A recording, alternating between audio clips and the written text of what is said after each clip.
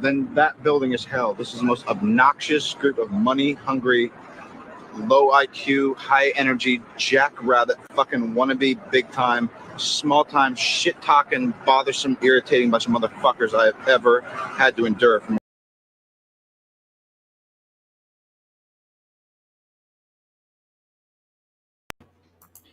Hello, hello. Hello, Abby, can you hear me? Yes, I can. Hello.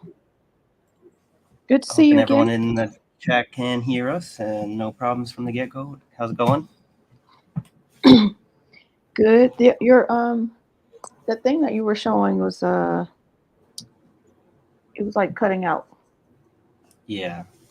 So that's where I was not sure if the video would work. I've seen you guys try and play Facebook videos and the sound didn't work and stuff, and I wasn't sure why. So we always have to restart.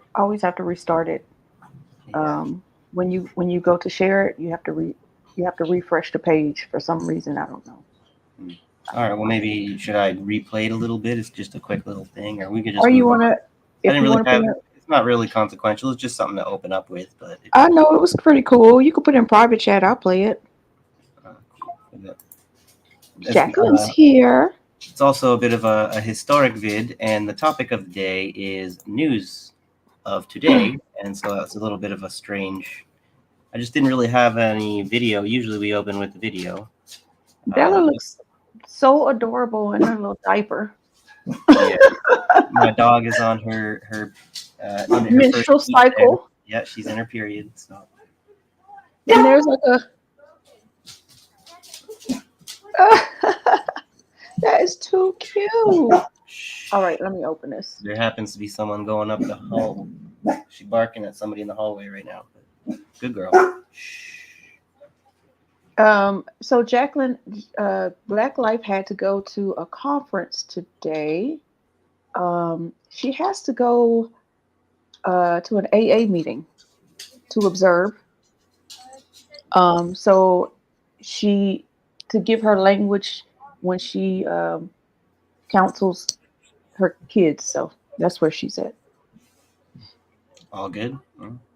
Yeah, she just left. Yeah. So we don't have an admin. We have to tough it out ourselves, Michael.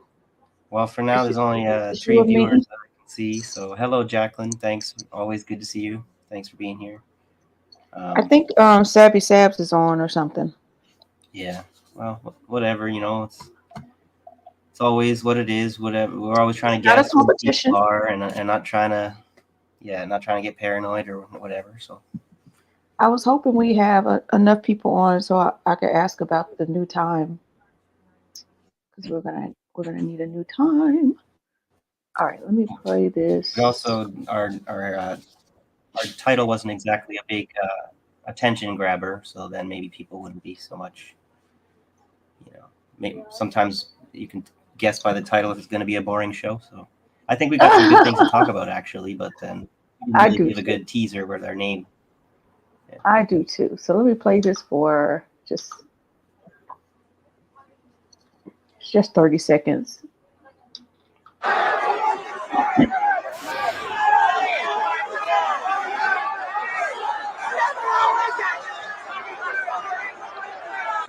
If money is evil, then that building is hell. This is the most obnoxious group of money-hungry, low IQ, high energy, jackrabbit, fucking wannabe, big time, small time, shit talking, bothersome, irritating bunch of motherfuckers I have ever had to endure for more than 5 minutes. Yeah. The funny thing about this, to actually have a comment and reaction to it, there is, look how far the mighty have fallen, or whatever. Is that genuine? Like, I don't really know anything about the early. It's genuine. County. It's genuine. He really just turned into this piece of shit he is now. Sorry, I mean, I don't know so much about it, but I don't know that much. Wealthy I actors. think he had I think he had an alcohol problem or something for a little while. Right. It's like you go to work for Hollywood and Disney, and it tends to kind of destroy the integrity of a person, Yeah, maybe he got too big for his britches. Did you know that the bull that's in front of Wall Street, that wasn't a commission piece? It was like it was an activist or something that made it and put it there to make a statement, but they liked it so much they kept it. Well, yeah. Isn't that crazy? Yeah. Jacqueline says there's a lot of scam. You have to be very careful, Jacqueline. There's, especially like if you are of a particular age, there are a lot of people scamming people of a certain age because they're getting older and their faculties might not be able to see the BS. Someone called me, so I'll just read it. Someone called her saying she was going to be prosecuted for non-payment of parking fines. Well, someone called me the other day. I think it was like today's Thursday, so it was like Monday or something. And they said that there was a bench warrant out for my arrest because I didn't show up for jury duty. They came to my house and they said jury duty isn't like a court summons if you're in the one under trial or whatever. Well, I thought you had the right to refuse. No, you have to. I think so. You're allowed to be drafted onto a jury, but not to a war. It's supposed to be your civic duty. Right. Yeah, this is the stuff I have problems with. That this is more my anarchist kind of tendencies that have, like, I think if someone has a moral objection to being dragged into something like that, then they should have the right to refuse. And then if they have a desire to participate and do their civic duty, then that should be welcomed. Oh, you mean like a conscientious? Right. Conscientious objection is not possible. That's very much coercion by law, and the law often feels that if certain situations get to a point where someone has to be coercive in order to force justice to occur. I just think that that's the way. In theory, that might have been good logic, but then in practice, it doesn't actually play out into anything good. So, and that is correct, Jacqueline. They'll send you a formal letter They don't just call you up. But he said the person came to my house. I signed the letter, and he said they're trying to. They think the police, instead of actually doing their job and delivering the letters, that they were just signing people's names, and I needed to come sign my name so they could do a signature match. Well, It just sounded like a bunch of bull. This makes me wonder if people get paid for jury duty. I never asked that question before. Well, so you do get paid for jury duty, and your job is they're required to allow you to come. Right, not allowed to fire you because you were doing jury duty, basically. Old man Barker's here. Oh, hey guys, what's up, Mastermind Hour? Mastermind Hour. Good to see you. Good to see you. So yeah, that's what we got going on. You wanna get started? Yeah, sure. Let's see. What do you want to jump into first here? You'd sent me a little bit of that video from Shahid Bolson with Diddy and the American Dream, if you remember. I don't remember. Middle of the night. It was like 2 a.m, I think, maybe. Oh, that's why I don't remember. So I wasn't sure if you wanted to talk about it or not, so I have a bad memory was a little anyway. tired of the Diddy stuff. I think everyone's kind of getting like saturated with that stuff. But then it is interesting as far as the I just did a little bit of learning about the East-West Coast hip hop rivalry stuff,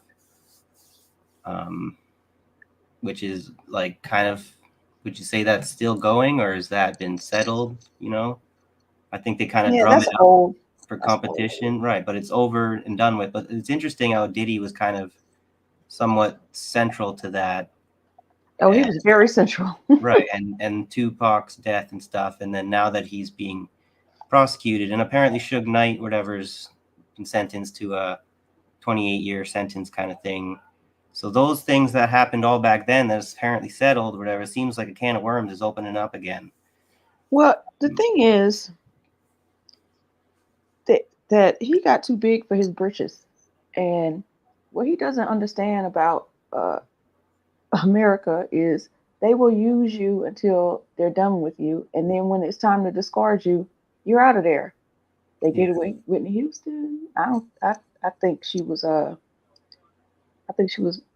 murdered. I think so, because she was trying to get an audit of her masters, her royalties, and all that kind of stuff.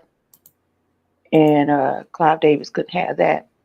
Yep, Jacqueline, Eric Adams is being indicted. We're going to talk about that a little bit. But I don't know if it has anything to do with the Diddy investigation. When we talk about it, it's gonna be like my first take on it, because I haven't watched anything. I wanted to not read any of the articles, not watch any of the videos, because I wanted to just do a fresh take, see how that went. So, yep. So, but anyway, the whole the reason why I kind of bring up the East Coast West Coast thing is because it made me kind of do this little. I did a little research project, mini little, not exactly huge. Because there's the East Coast port strike that's apparently happening. I learned about today. I wanted to look into the history a little bit about, is there an East Coast West Coast rivalry as far as economics that goes a little bit beyond the music scene there, and as far as people are thinking that the East Coast West Coast stuff is more of just a cultural thing between the musicians, and that's what it's really all about. I have a little bit of a question as far as like a historical materialist question about, is there maybe a little bit more of a socioeconomic influence historically that it's kind of based in, that people are a little ignorant of because they only cared about their musician that they're wanting to learn about. So I came across this article, so I thought we could touch on it briefly. Let's do it. The saga of America's East versus West Coast rivalry. ILA strike threat hangs over the historical trend favoring Eastern ports. Since the advent of containerization, the pendulum of trade has swung back and forth between the U.S. West Coast ports on one side and the East and Gulf Coast ports on the other. The future appears to favor the East. But this is a little bit of a debatable statement, because I would say, depending on if what things happen with China, as far as do they want to, Trump getting in, ending the war in Ukraine and pivoting to China, that would mean that the future would appear to favor the East, I think, because trade on the West Coast would be shut down and trade on the East Coast would then flourish, like trade with Europe kind of thing. But if World War III breaks out, so to speak, and like they don't go to war with China immediately kind of thing, then it would maybe be America would be forced to rely on trade with China and not so much be able to trade with Europe because of like problems with war preventing shipping, right? So very big up in the air as far as depending on what happens in the next few months. Is really 50-50 as far as I can tell, as far as the future. But anyway, I'm getting really off topic, so I'm just going to keep reading now. So there are two big questions, one short-term, one long-term. Will the International Longshoremen's Association, which represents dock workers at East and Gulf Coast terminals, go on strike in October? And is the recent drought affecting the Panama Canal a sign of further climate-related restrictions of service from Asia to the Atlantic Basin in the years ahead? That's another very important thing to keep in mind. That also makes me think about the canal that we had covered this about the canal they want to build in Israel, which is another reason when they want to get rid of all the people, because they want to create this canal so they could bypass the Suez Canal. Remember that? Yeah. So then that's very important as far as keeping in mind what's happening with Israel.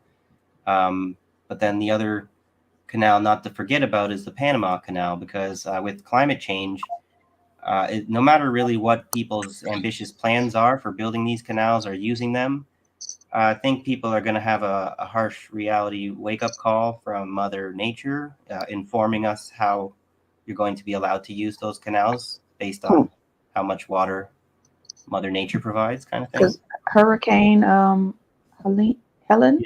Yeah, we can get to that. She's right? here right now, baby. Yeah. Okay. Let me just. Do you want me? We got any? Go ahead. You could continue. I just wanted to say, because Black Life jumped in, and I just wanted to say hello, because I know she's not going to be able to be here for the entire time. And then Rondo had something to say about the East and West Coast. You see it? Yeah, the East versus West hip hop rivalry was a whole psyop instigated by Quincy Jones. I'm surprised Quincy Jones. I would have thought it would be Clyde. Well, Clyde Davis is more R&B. I'm not quite sure who Quincy Jones is, but I'll look into that now that you mentioned that, Rondo. Right? So maybe if Quincy I look up, Jones is like. I'll see if I know his face, but. Well, you're from Canada, so. Yeah, I don't remember this guy. Yeah, okay. I can't get out of this. Anyway, yeah, cool. I'll look into that. Thanks for that comment, Rondo. Yeah, there's a little more to the meet. Peace, fam. Lawrence Johnson is here as well. So let's say hello to him. Thanks for coming, Lawrence. Yeah.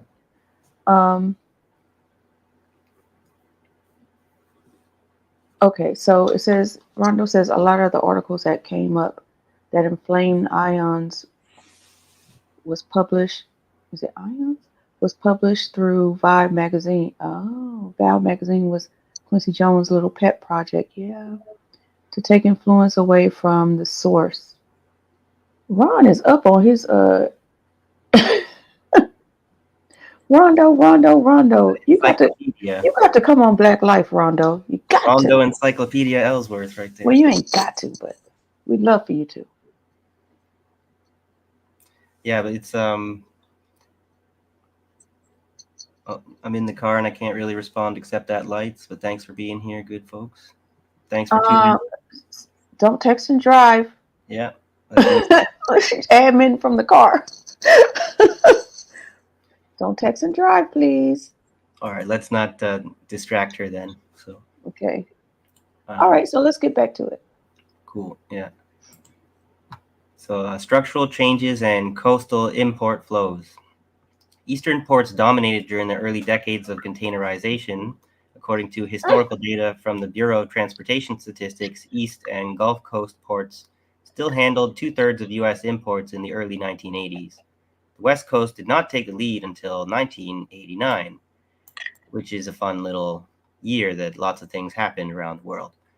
And I also find this kind of interesting that the economic domination switching at these times almost kind of has a mirror in the music scene there, but maybe Hmm. that's just coincidence. So then came the flood of imports from Asia, with China joining the World Trade Organization in 2001.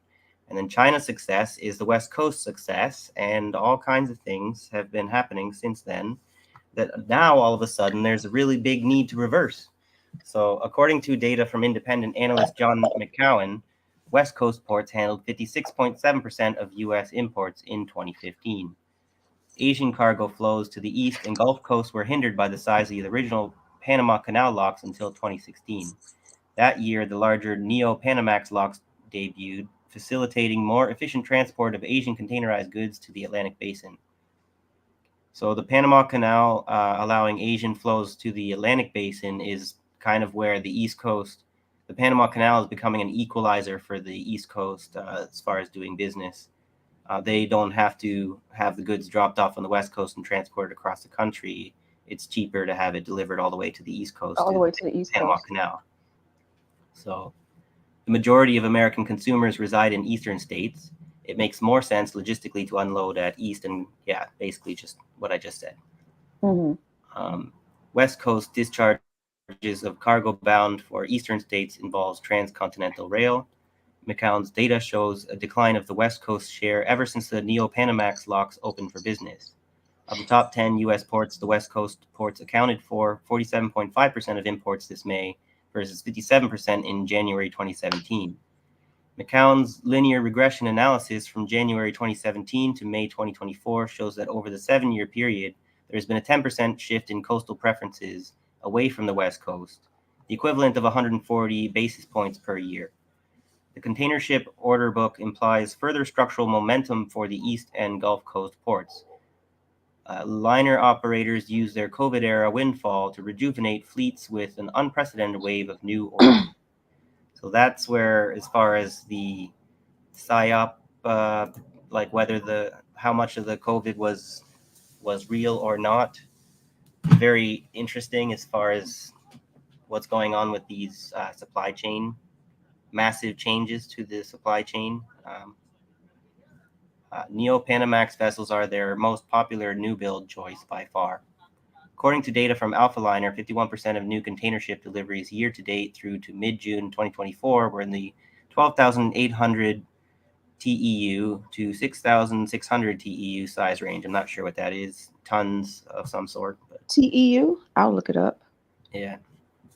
As more Neo-Panamaxes hit the water, liner operators will be able to increase their per-ship capacity on the Asia East Coast route by the Panama Canal, further reducing their unit costs.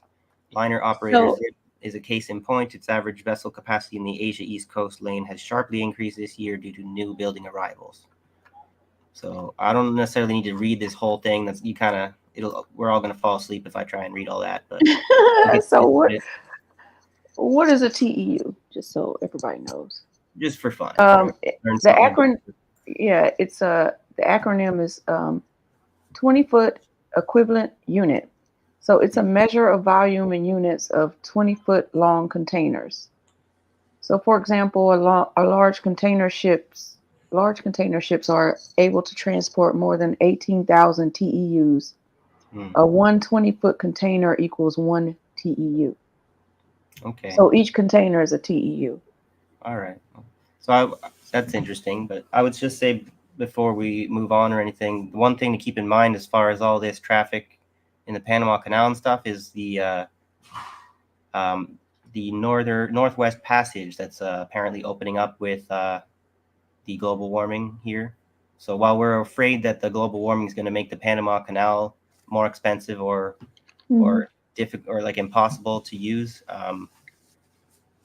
people are also looking to the north with greedy eyes, hoping that the ice will melt so that they can start shipping a lot more up there. Anyway. So the East-West Coast battle in rap was basically New York City and LA. It really wasn't. This is more talking about the whole the ports. Yeah. But that's where as much but as it was interesting. Yeah, I'm sure that there were people on further up the coast who kind of like culturally felt like kinship because they were on the West Coast and vice versa, like on the East, the people in the South. Not as like I'm sure like a lot of it is just based in that Los Angeles, New York thing. But then what also is funny is just as far as coincidence is that the economic situation went from the East Coast being dominant to the West Coast being dominant, and now the situation seems to be swinging back again. And that's what happened with the hip hop stuff, I guess. Wait, hold on! Don't forget about the South now. Right. We had No Limit Records right here in Baton Rouge. That's Master P. And we had Cash Money Records in New Orleans. So don't count us out now. So then, as far as how to tie it in, though, the reason why rappers, because I thought like Tupac and them started in New York and then would move out to the West. So it's like there's economic opportunity out there.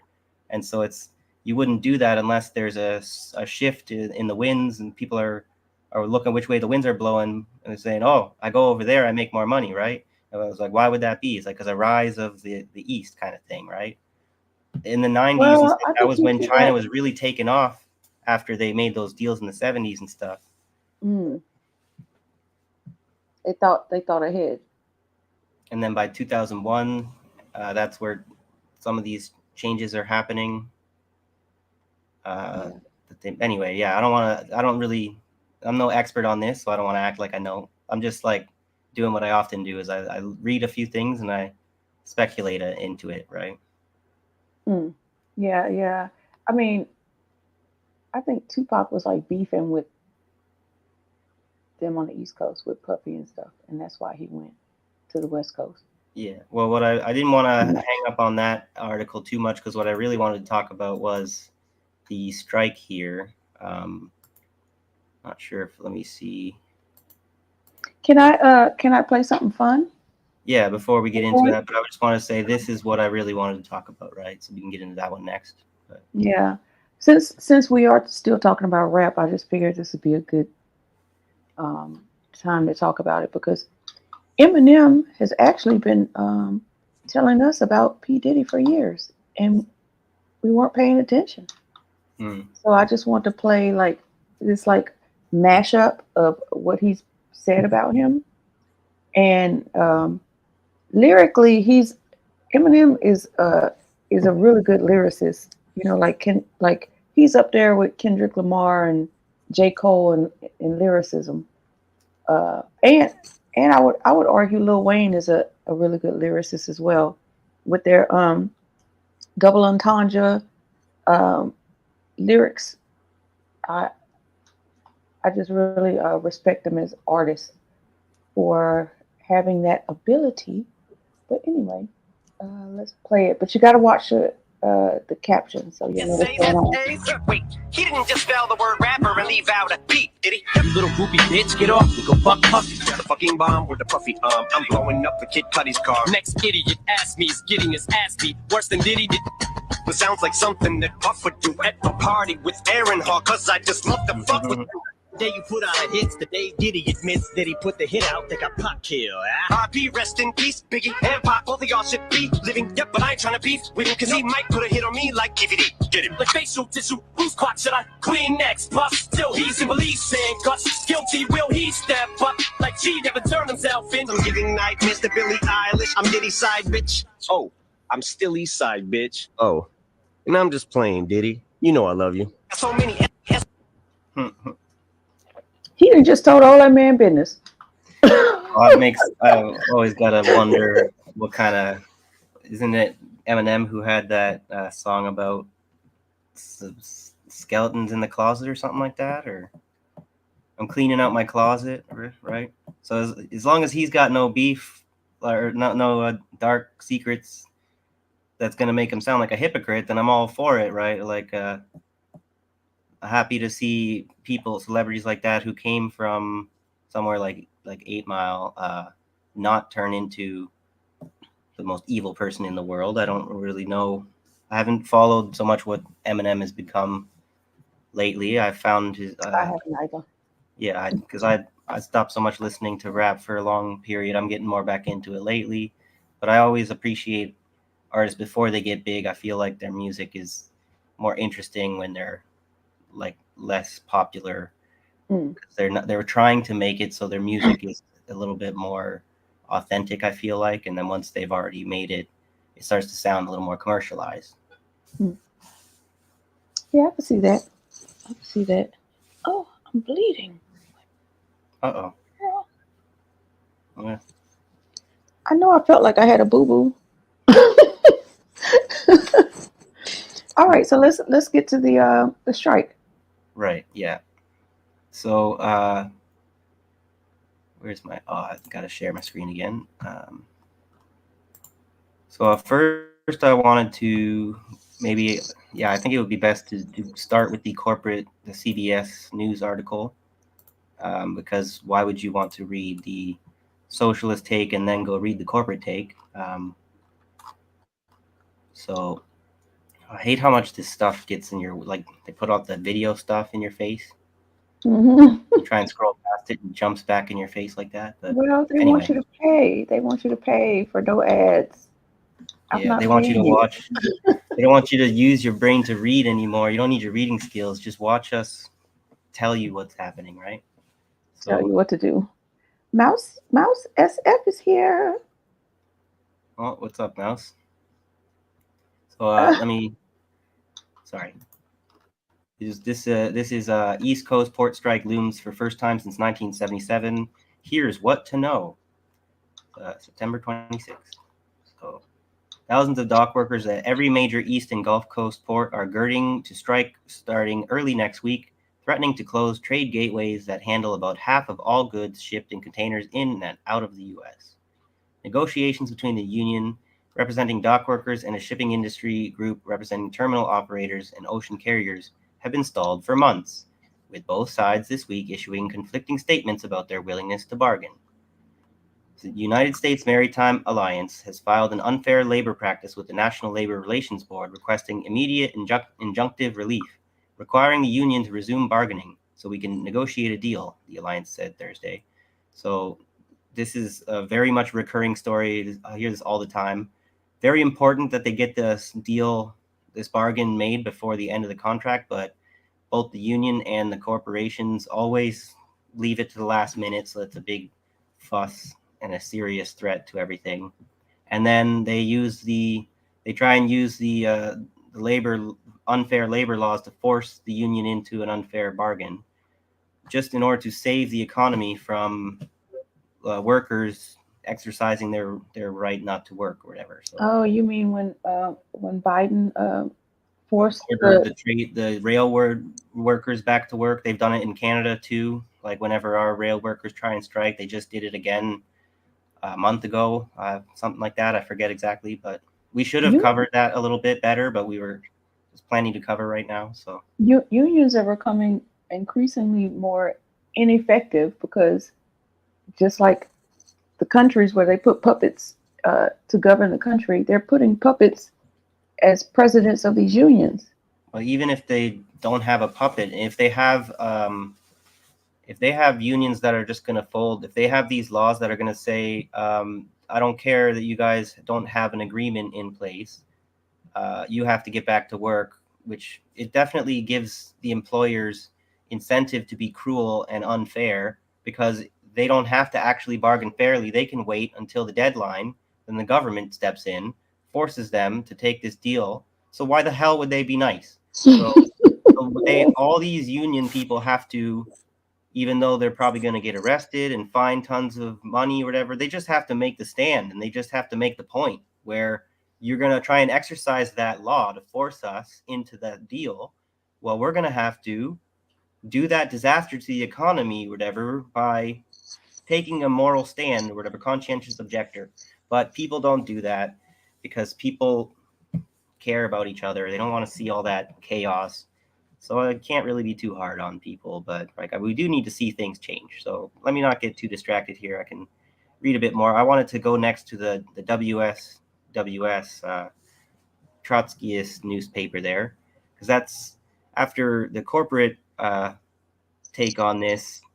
Their take on this is like night and day. It's like, oh, actual people talking about actual solutions to this issue, except for the problem about Trotskyist and Leninists or whatever. And it's like you can't even point out when the Trotskyists are doing something good if just because they're Trotskyists to the Marxist Leninists and vice versa kind of thing, right? So it's, even though they have a good articles all the time about what's going on in the labor movements and stuff, I don't see anyone else with a newspaper like them.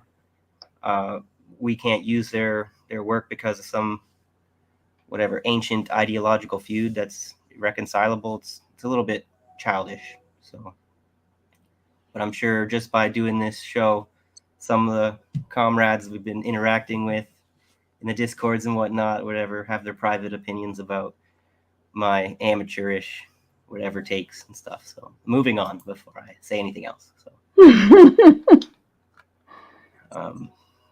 experts say a shutdown could severely hamper the flow of goods and raise shipping costs. Any spike in such expenses could be passed on to consumers, just as U.S. inflation normalizes and even potentially hinder the Federal Reserve as it finally pivots to lowering interest rates.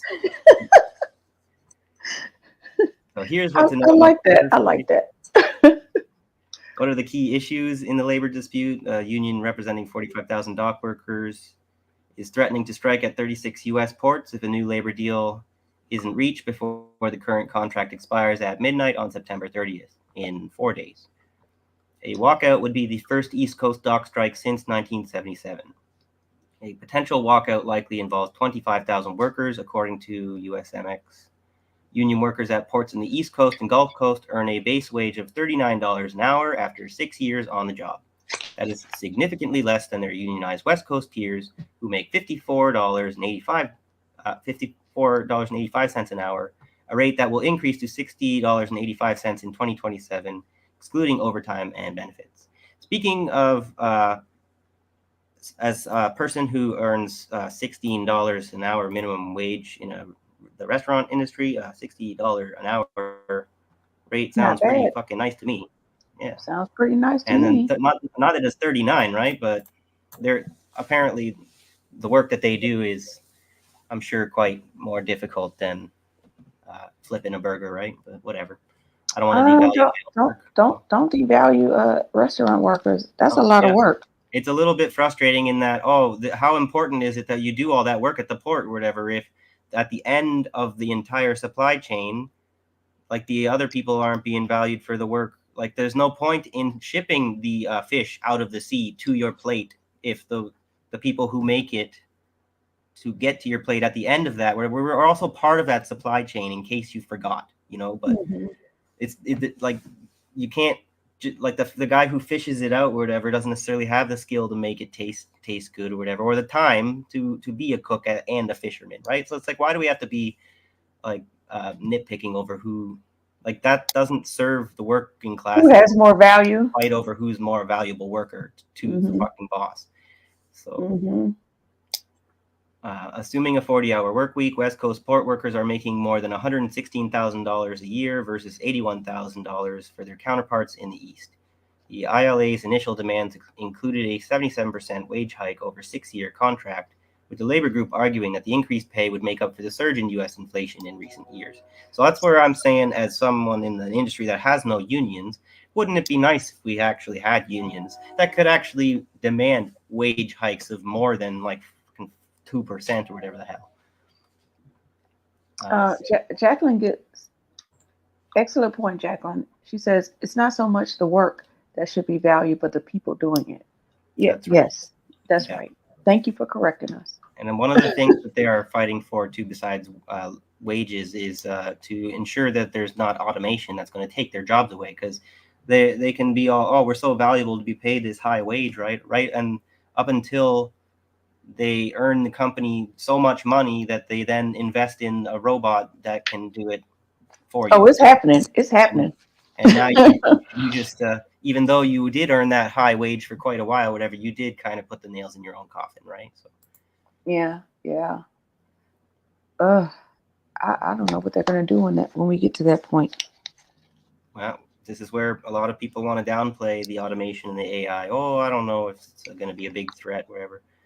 The ruling class really seems to be quite fixated on that investment, wherever. They just had that big bubble implosion, 2 trillion wiped out of the stock market because they're not quite ready for that AI dream that they're looking for. I think that they're not ready to give up on it. I'm pretty sure that they're learning from whatever mistake they just made to figure out how to build that bubble all over again. So that'll be on a tangent, right? I don't know how much more to read from this article, but because I'm taking up all the air or whatever now. So we'll get to the... I think you're good. Wolfie's here. Oh, hey, what's up, Steve? Steve. So yeah, I'm wondering when they say, okay, can you go back up to the amount they were being paid in the East versus the West? So these are ports, so it must be Southeast. Yeah, And there's 36 I'm assuming ports. that's... This is where they give maybe like an average. I'm wondering if they're getting paid that amount in every port that's going to threatening to go on strike, right? Yeah, I'm just that doesn't have enough meat to really know, because like if it's Southeast, depending on what port, that might be like a comparable wage for the area. Yeah. Versus California. California is really expensive. Well, this is where we have to keep the laws of economics in mind, or whatever. Where like I was reading about the article before this one, how there's that shift that happened since like 1989 with the West Coast getting more business or whatever for like decades. So that has a huge effect on the wages that can be offered by capitalists to the proletariat here. So I think it's a little bit counterintuitive and tricky to, like, people think that economics is really simple, right? But this is like a Dunning-Kruger mistake, right? So when there's a lot of business, that's downward pressure on wages. Am I kind of correct about that one? Say it one more time. When there's a lot of business, like increase, a boom in an industry. So like if the East Coast starts picking up a whole lot of business, that's going to mean that there's a high demand for workers, which is going to push the price of labor down, as opposed to when there is not a whole lot of business. I may have that backwards. This is like No, that sounds right. It's the law of demand. Because the competition for everyone fighting for the new the boom in the business there, the active competition kind of, we should maybe fact check ourselves if we want. Yeah. Mouse says backwards it would go up, and I'm saying the other way around. It's like a short term and a long term effect. So in a short term effect, there would be upward pressure on wages, but the longer that goes on, it would kind of run its course. So that's something we need to research before so let me try and flipping off at the mouth. To the other side. So when there's a drop in business, then the price of labor would go down, according to what Mouse is saying here, because there's not as many workers needed. So this is where, but it's like there's not, like, maybe people are getting fired a lot more, but I'm saying the workers that are still needed ended up having to be paid at a higher rate because there's scarcity of labor. Of labor, right? So that's where that's what I'm thinking. So there's competing economic theories, right? So, but that's where So the after neoclassical mentality, and then there's like the what's it called? The Venetian school, right? don't worry, Jacqueline. I'm gonna show you what's written on my shirt. I saw the comment. I was just waiting for the right time. So Mouse F says that he's a former business owner, so that's how it works. What do you mean? What we just said? Because you said it was backwards. It would go up. I think he So means the first one I said, whatever. Now maybe you just we'll wait for him to clarify. yeah. Can you clarify, Mouse? That'd be great. All right, so maybe I should show what's on my shirt because I was gonna show it later anyway because I thought it was really funny. So I Black Life's cousin is she works for this nonprofit organization where they try to register Black voters, which is a good thing. But I think they have like a political lean, like their intention has a political lean. So the shirt says, wait, what does it say? Can you read that? Because my thing is flipped. Jacqueline says, "Can you stand up? You can't. I'm I stand matter. up. I matter. You matter. We matter. Okay. Black voters matter. Black And voters then fund." that's the website. Okay, cool. Yeah. Go ahead and check that out if anyone's interested. So Black voters do matter because well they're only going to matter if they're willing to uphold their vote and actually demand something. Yeah.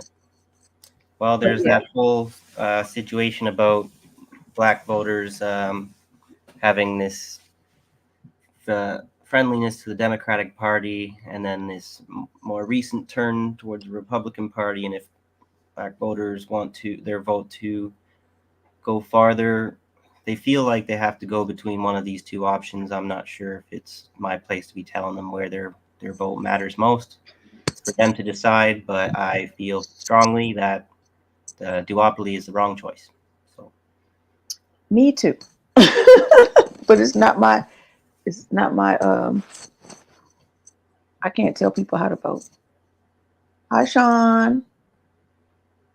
Okay, so Mouse is giving us a more detail about what he was explaining. He says when you don't have enough employees, you have to raise. Okay, so we were saying the same thing. You have to raise wages. Too many employees, and you cut wages. Labor is a big deal in yeah. the weed. Are you in the weed industry? So Because like after the pandemic, you know how there's still a federal minimum wage of $7.25 here, but after the pandemic, fast food restaurants and stuff, they raised their wage because nobody was coming back to work. So now they make I don't know exactly how much they make, but they did raise it. It's in the double digits now. I'm not sure what it is, but they had to do that as an incentive for people to come back to work. right. Also, just briefly, it occurs to me that's relevant to this. Oh, what's? I'm Oh sorry. no, I see Sean's. You see Sean's? Just slammed my kid's pinky in the car. Get some ice. Get some ice. Sorry. Feel better, kiddo. Grab some peas out of the freezer. I know you're not going to be feeling better for like an hour, but yeah, get some ice. And this is true. Like when they raise the wages, and Mastermind talks about this. When they raise the wages, they raise the price of the food to make up for it because who do they have to who are they beholden to? Their shareholders. So they gotta the shareholders have to make more dividends, you know. Yeah. That's where cause and effect and stuff, Not Sean. Yeah. We all make mistakes. It's Yeah. okay. It's the worst thing in the world to be actually child, responsible for hurting your child. Yeah, No, you I didn't know. do it. We know you didn't do it on purpose. All right. Okay, but so that gotta try and not lose a train of thought. What I was gonna say, talking about all this shipping business and what may or may not happen depending on if we go to war with China or not. You look at the voter map historically for years and years. There's always this, like, there's the swing states and the ones that don't swing, but all the Democrat states seem to be in the northeast. Like, maybe I should call up the photo or the pictures I have saved or whatever. But Okay. Why are you pulling and then that up? a few weeks ago I'd mentioned, when you look at the states that adopted eugenics laws or whatever, and the ones that didn't, or whatever, the ones that didn't, I think, are the ones on the East Coast too. So these maps are just interesting when you keep all this stuff in mind. But You saw that thing I sent you about eugenics. I don't even know who that person was. I was just like going through lives and I saw it and I was like, well. But the good thing, Michael, Baby Miller is a soldier. He didn't even cry. Took it like a G. He's a tough kid. Raise a tough kid. Sean's a tough guy.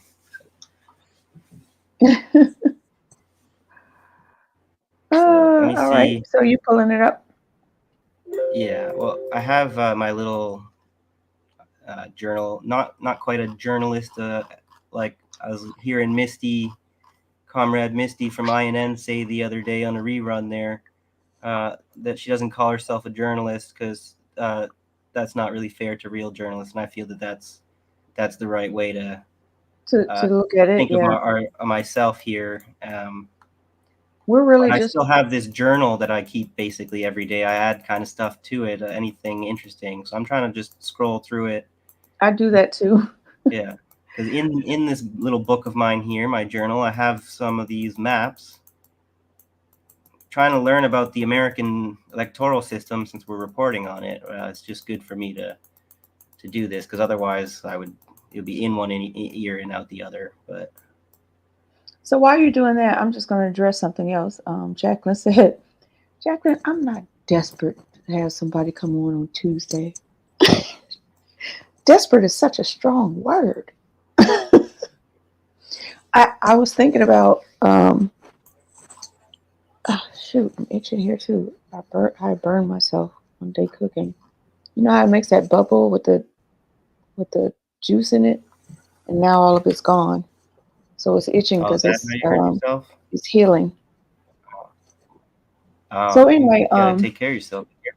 No, my boo boo's on this elbow. I was thinking about Tuesday. I had watched Mark Lamont.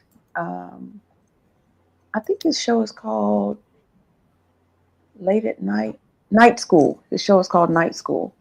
And he interviewed the vice presidential candidate for Jill Stein. And I thought it was a very interesting interview. And I'm not sure if anybody's seen it. So I was thinking about just going through that interview on Tuesday. Saying Mark very interesting. Interviewed Jill Stein. I know you told me that you shared me. I was watching or listening to the interview you did with Butch Ware today. That was pretty. Are you talking about Savvy Sabs? No, Mark Lamont Hill on his. He interviewed him twice? He just interviewed Butch Ware. I was just kind of distracted. I kind of half heard what you were just saying or whatever. You're saying that Mark Hill's going to interview Jill Stein? Because I know you just. No.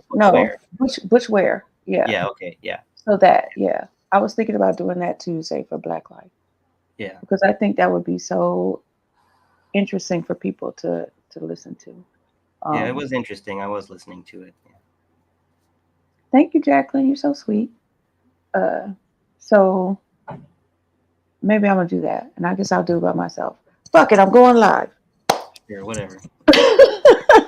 You ready? You pulled it up? Yeah, it's just I didn't want to pull it up ahead of time, and then it's real fast to just you see it there now? It's coming. There we go.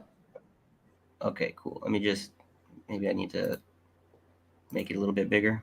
So I made this little map myself because there wasn't a map or whatever, but now I should have actually captioned it better. So which states in the U.S. were the 33 states that created eugenic boards? And I asked the chat GPT there. The eugenics movement in the United States led to the creation of eugenics boards in 32 states. These boards were responsible for the forced sterilization of individuals deemed unfit to reproduce.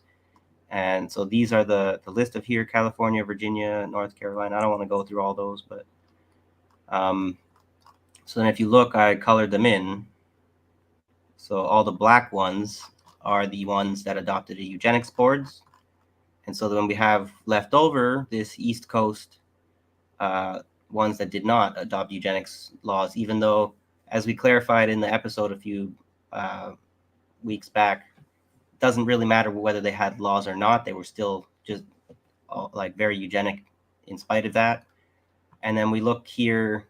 The reason why I feel that's relevant is when you look and compare these maps, there's a little bit of an eerie wait, back up similarity for me. here, right? Back up for me. So black is what and green is what? So black is the states in the U.S., the 33 states that created eugenics boards, like in 1930s, the ones that made official laws that it was acceptable to sterilize people. So there's a bit of an association that the more eugenic minded people are right wingers, they're Republicans, and That's what it looks like. Sort of bears out in the voting maps, because there's 2020. Okay, there's some swing states here. I'm not exactly sure which ones, but it seems like New Mexico and Arizona and some of these, like Michigan and Idaho, like those ones are the ones that keep switching back and forth, right? If you look at, there's 2020 compared to 2016. This Arizona went red instead of blue. 2012, Utah, right? And then this one, 2020, Utah's red, Arizona's blue. And then Michigan, red, Michigan, blue. But then in 2012, look at how much blue is here, right? And it's kind of, they swing back and forth to the red. But these are the core blue states, the same ones. The That's in the green. So there's 2012, and then there's 2008. There's a whole lot of blue in 2008. That's extremely interesting if they're the ones that want to ban abortion. Yeah. So I'm glad I could share that. That's really interesting. And I could have, maybe I'll make more of a project out of it. You can go back and get those maps like all the way back to the 60s, right? And see the shift in from right to left in the voter preferences. I also found it interesting because we did not discuss what we were going to talk about to each other today, but somehow it's falling right along, right along lines of it's making sense. Because one of the things that like 41 states are going to vote on abortion crime and assisted suicide this fall. So they're going to be voting on that in ballot measures. Right. I have that article if you want to delve into that. Yeah, we can do that. I just see Rondo as a comment. He said that my map was wrong. I'm not saying it's necessarily a good map. I just made it myself based on information that I got from the AI. I asked the co-pilot, whatever, on my Avast whatever secure browser it's called, which is just, I think, a Microsoft Bing.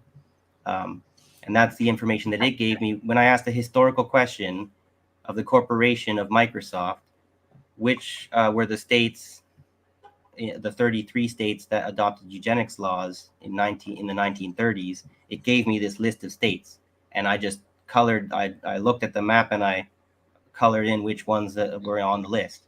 So this is the thing about, can we trust these corporations to develop this artificial technology when the people can't rely on it to give them factual information? So I'm sorry if my map is wrong. It very well maybe he can elaborate on why he thinks it's wrong. Into it professionally, please do. So yeah, maybe he could elaborate on that for us. The green map made half of Maryland into Virginia. Oh, yeah. Well, that's because I just used the fill thing that kind of like I'm not a good graphics designer or whatever. Oh, okay. I just picked that We're trying to fill the states in. Okay. you know that on the paint program you can use that bucket thing to instead of the pencil. That's what I used, and it always overflows, right? So Yeah. Bryce is here. Hi, Bryce. hey Bryce, thanks for Good to being here. see you. Thank you for coming. Maybe this is Uh, a good time to say like, share, and subscribe. so we're about an hour in. I at least wanted to because if I don't cover it now, we would have only covered the CBS article, and we wouldn't have actually gotten around to the WS article. Well, should I do the ballot measures? Oh yeah, Since your ballot we're talking measures. about abortion. Yeah. Oh, we're going. Oh, the dock workers. Yeah, we're all over the place today. Because you brought up the ballot measures, and we were saying just 5 seconds ago, say, okay, we'll do that, or whatever. So let's do that, and then we'll get back to this article, and we'll see what we have time for. Sounds good. We should maybe talk about the hurricane a bit, or if people are interested. Well, I hope those people are not in danger, and I hope it works out for them. It's a Category 3 now, and it's about to hit landfall. If it hasn't already, I don't know.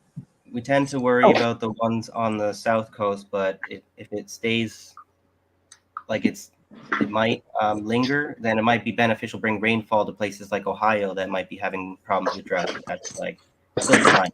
But that's my bad. Get back to I don't want to get on a tangent now. I just wanted to show Jacqueline. I also have a fan. I broke it. That little stick that they put on there, they glue on there, it's broken. But I also got this cute thing. It's about us. So yeah. All right. So let me go back to here. And ballot measures in 41 states give voters a say on abortion and other tough questions. Life, death, crime, and taxes will be on ballots for voters to decide this fall. More than 140 measures are going before voters in 41 states. I wonder if they're going to say which states. During the general election, alongside choices for president and other top offices. That's why what a lot of Black people are talking about. I choose the couch.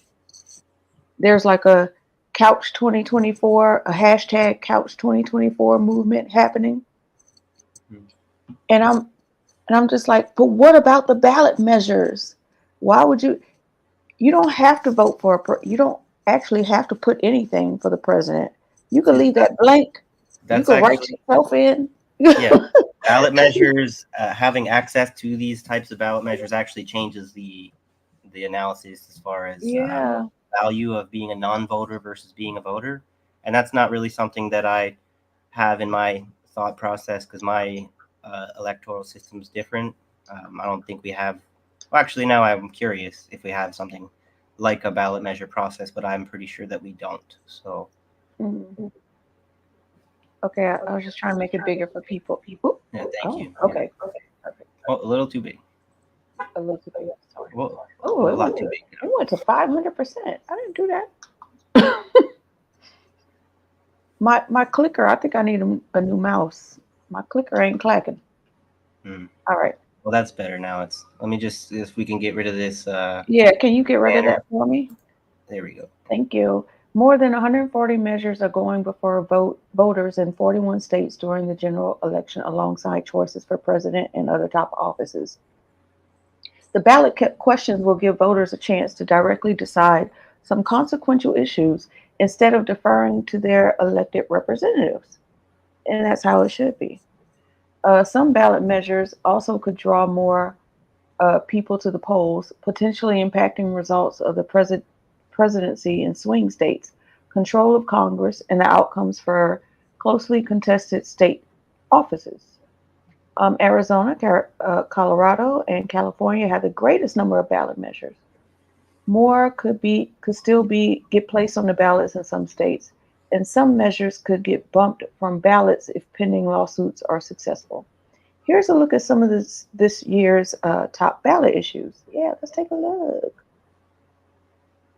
Abortion initiatives dealing with pregnancy have surged in response to the 2022 U.S. Supreme Court ruling that ended a nationwide right to abortion and shifted the issue to states. Mm. At least 9 states will consider constitutional amendments enshrining abortion rights. Arizona, Colorado, Florida, Maryland, Missouri, Montana, Nebraska, Nevada, and South Dakota. Most will guarantee a right to abortion until fetal viability and allow it later for the health of the pregnant woman. Okay, then there's, okay, I'll just read it all. Nebraska is the only state with a competing measure. It would place into the Constitution the state's current 12-week abortion ban, with exceptions for rape, incest, and to save the life of the pregnant woman. If both pass, the one with the most votes will take effect. A proposed amendment in New York doesn't specifically mention abortion, but would prohibit discrimination based on pregnancy outcomes and reproductive health care and autonomy. So that's really important. That's an important ballot measure. I mean, that's important enough to not sit on the couch. Well, I've heard people In my say humble this opinion. election's the number one issue in this election's not abortion, right? For some people maybe, but I think there are maybe a minority, a large minority of people that it is their number one issue. So I mean, I think it's a big issue for women. I think it's maybe a bit also a bigger issue for the more middle class women who aren't like completely economically destitute, that still have the option of an abortion or a childbearing kind of thing. Like there are some issues that are more class based than others, and I wonder. I think about abortion is a way to divide people up by class. Mm. This is an interesting Question. I mean, take. Let's not. Jacqueline, can you explain what a CBI is? Because when we get back to the comments, so I'll know how to. We will know how to respond. Then, so the next one is assisted suicide. Now, this is an interesting one. We talked to Jasmine Sherman about this. Remember when we interviewed Jasmine? Yeah. Well, this is what makes me nervous. In Canada, we've like opened the floodgates on assisted suicide, where if you're going to make an amendment like this proposal here, this one's a proposal to prohibit medically assisted suicide. So that's what the opposite that happened in Canada would be a proposal to enable, right? And we have objective evidence now of what happens when that's done, but then you have to talk about the cultural differences that would affect, like if United States adopted the law that Canada did, would the difference in culture mean that you have less of a opening of the floodgates of this idea? Or I would think the question is the Canada more eugenic than the States or less? Because if the States are more eugenic, then if they made a law enabling assisted suicide, there would be even more deaths than here in Canada through that mechanism. But if you guys are actually less eugenic than us, then you could have maybe medically assisted suicide that is not so much influenced, like the decision to actually employ this mechanism would not be so much influenced by eugenic thinking, meaning it would not be used unnecessarily or improperly. Because that's what's happening here. They will deny it as much as they like. They are murdering people because they don't fucking like us or want to take care of us. Okay, so fuck you, doctors, who want to fucking murder us because you don't like us or think we cost you too much fucking money. When like you don't fucking money, right? Like Rondo said, and I agree. Never, when you go get your driver's license, never put on there that you're going to be an organ donor. Let your family make that decision. Maybe double check that I probably have to remove myself from that stupid fucking list, because like a lot of things in the law, if you acquiesce to it or you sign away with your signature, they will not change it unless you like Like you have to go in to do the fine details yourself, wherever no one's going to do it for you. So, Sean said, is Sean in the UK? I think he's in the UK as well. No, He's I'm not he's sure. not. I don't So, know. gosh, his boo boo hurts. Sean said, my uncle used, I think that's something assisted suicide. I'm not sure what the D is. When his ALS progressed, had family angry about that, but it wasn't their life. You know, that's There's so. definitely situations where it's logical. It's just like a slippery slope situation. I have a friend, Sean, who had I don't know, where's that thing where you're not in control of your body anymore? Is that ALS? He was, so he posted something on Facebook where he wanted to take his life, and everybody's like posting, don't do that, he has so much lip. My post was like, it's your decision. Don't let all these people, like, try to make you feel bad or force you into something you don't want to do, because you're being selfish. You're telling him to do that for you. Yep. If he doesn't want to be here anymore, he doesn't want to be here anymore. Leave that man alone. This is where the difference in culture between the individualists, kind of the Parkinson's, egocentric culture, like the capitalist bourgeois people create there, versus like the collective mindset, maybe more of the East and stuff. It actually does have, I think, like real world consequences in the way that people think about things like suicide. I think in the West we think of it as more of an individual, personal decision, and then maybe in other cultures, not just China kind of thing, like there's different cultures would have a different, based on how collective that their culture has always been, they would have a different idea about how to treat suicide. Bad Cookies is here. Hi, Bad Cookies. Hey, Cookies, what's up? Thanks for coming. Sorry I missed your show, guys, last night. Appreciate I got you. distracted. I was watching. It was really good. Yeah. Yeah. I was watching the Punched I Up enjoyed podcast. it. Have you ever heard of that one? Yeah, it was really good. I really enjoyed it. So, I rewatched it after last night. you did? Yeah. So you already know that then. No, it was. Oh, my ears itching. So I don't know if Mastermind mentioned it in the episode. I don't think he did. But I seem to have noticed that Matt Taibbi kind of used the same idea in the same week of that. he did mention it. What's it called? I can't think of brain fart right now. Whatever that political science theater, right? That is very interesting because I've already heard Mastermind say a few times about other people stealing ideas from him, right? So it's like, what are they doing? Are they've got your number or something? Look, he said, damn straight. He did mention it, yes. Yeah, I gotta pay more attention because I get kind of ADD stuff, whatever. Like I got things going on in the background, so I kind of half listen sometimes, right? But yeah, my bad. All right. I gotta just break the monotony just a second. Because Mastermind is so bad. Cookies, I was struggling financially until I became a Diddy's lube dealer. Now I have to find another gig. I just wanted to laugh. That's all. Well, hey Wesley, what's up? You said Shmuley's stiff competition in the lube market. No pun intended there, right? Hi Wesley, you've been hanging out in the cut and didn't let nobody know. That's what you've been doing.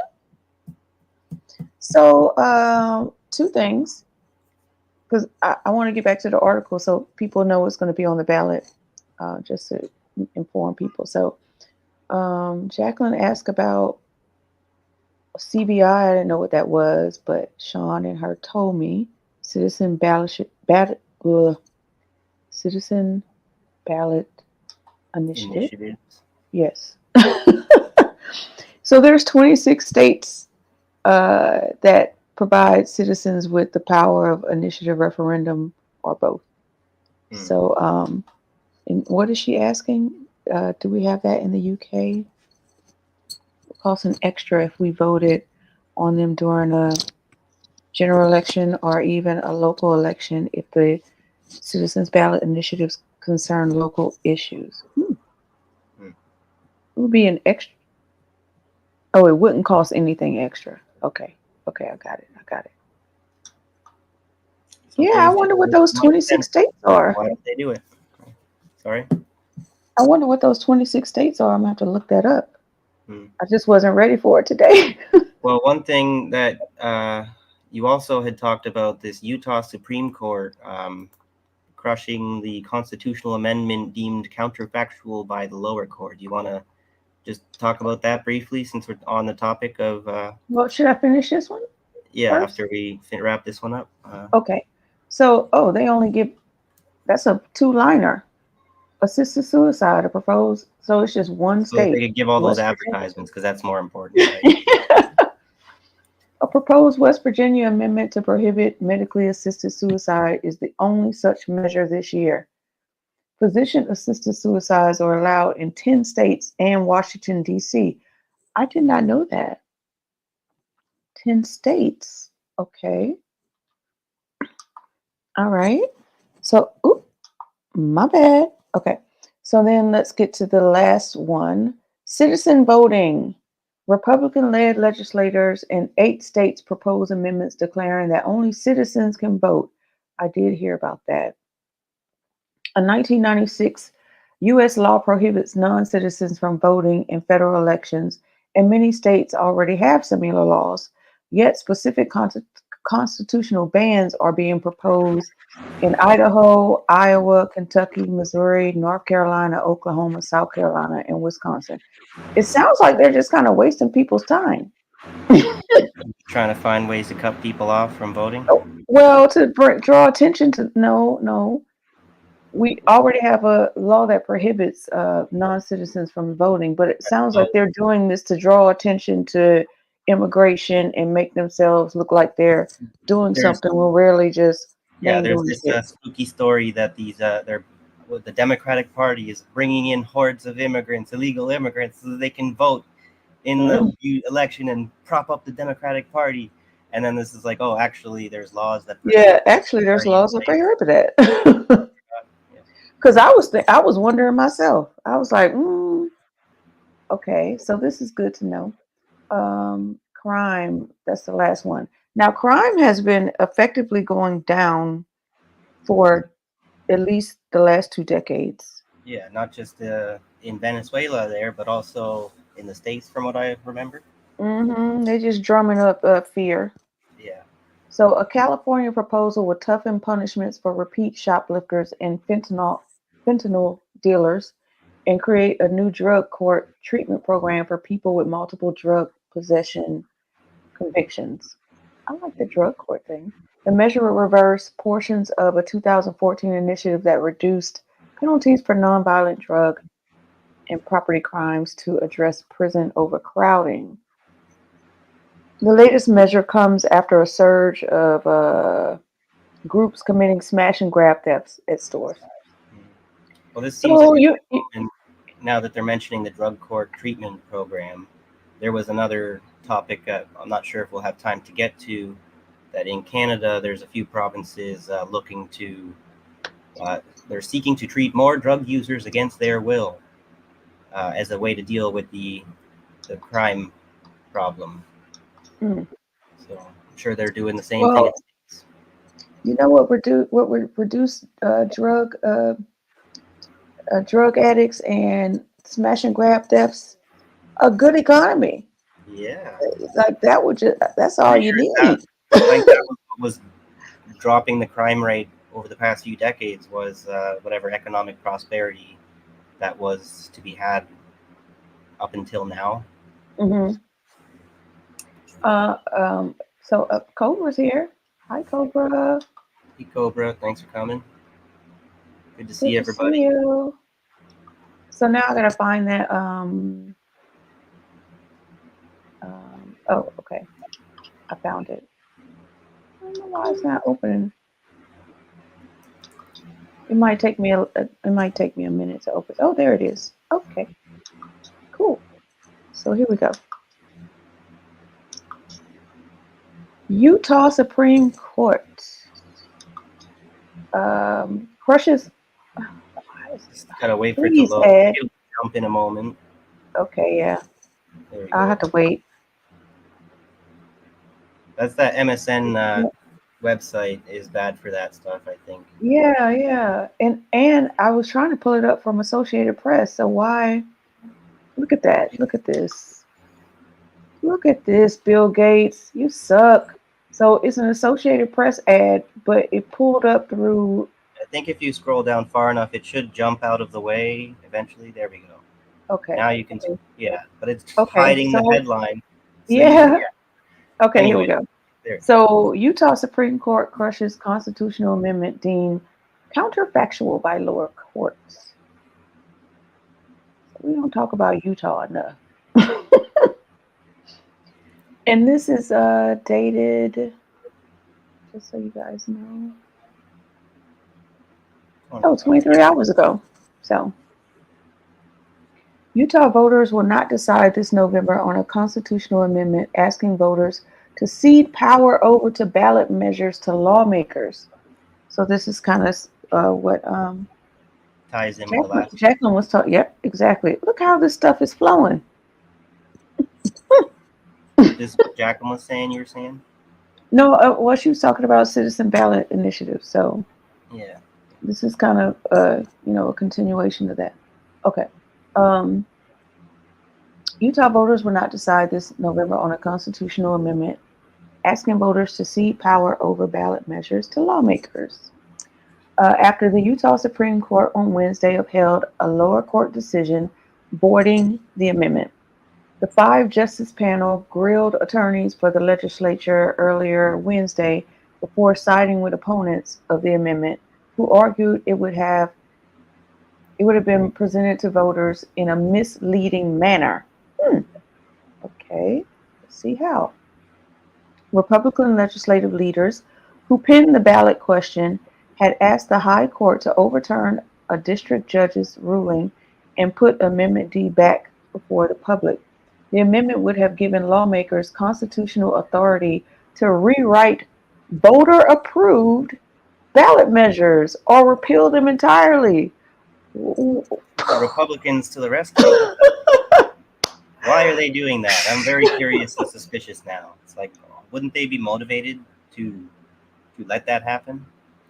Right, like what? That censorship, right? Aren't they in Congress talking about censorship from Democrats?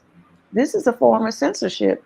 If if uh if the people come to the ballot with a measure that they want to vote on, and then the lawmakers are like, "All right, you can vote, but we don't give a fuck."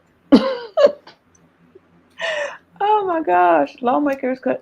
Oh, there's more. There's more. Lawmakers also could have applied their new power to initiatives from past election cycles. So they want to make it retroactive. This is scary. Yeah. This is scary. Very glad that it was blocked, but that doesn't mean that this isn't going to be back. Yeah. What think tank do you think wrote this up for them to put forth? What APAC? I don't know. Who knows? Heritage Foundation? I don't know. I mean, it Black could Rock. be yeah, BlackRock. All of the above. All of the above. Let me just keep going for a sec. But the summary that I'm sorry. Okay. I'll just be right back. Okay, no problem. I'll take you off for a second. Here we go. But the summary that voters would have seen on their ballots only asks if the state constitution should be changed to strengthen the initiative process. Oh, he's back. Let me bring. Oh, you already brought yourself back up. Just turning I had a cigarette, so the fan's too loud. Sorry. Yeah, it was kind of loud. And to clarify the roles of legislators and voters.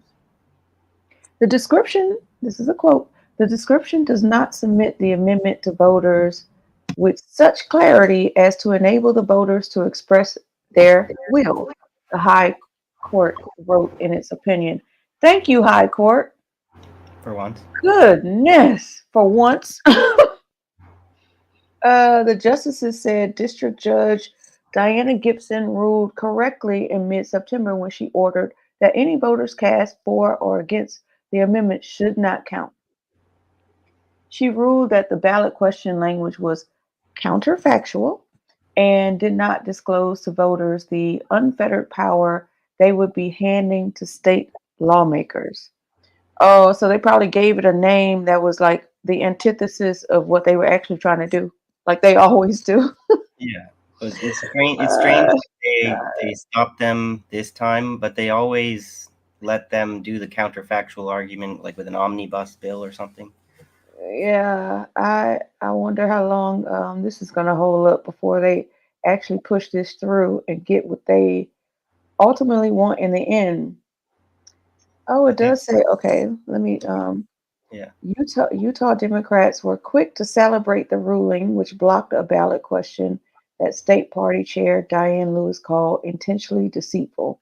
Today's Supreme Court decision ensures that voters can make their voices heard. Thank you. Despite all the Republican supermajority's attempts to trick Utahns? Is that what they call themselves? Utahns? Well, what else would you? Utahians? Like Utahnian? Oh, we call ourselves Louisianan, so I would have thought maybe it was Utahnian. But I don't know Utah, okay, whatever. the way It that works. their accent is, but I was getting a little confused. I thought it was saying that the Republicans were the ones that earlier in the article were the ones to block the measure. Was I reading that wrong? No, they were the ones who brought it forth. Did I? Okay. Yeah, Republican legislative leaders who pinned the ballot question had asked the High Court to overturn the judge. Yeah, yeah, they're the So one who brought. Republican legislator leaders asked the judge to overturn it, and then the Democrats celebrated the overturning that they were saying the Republicans were So pushing. the Republicans were pushing it. The judge knocked it down.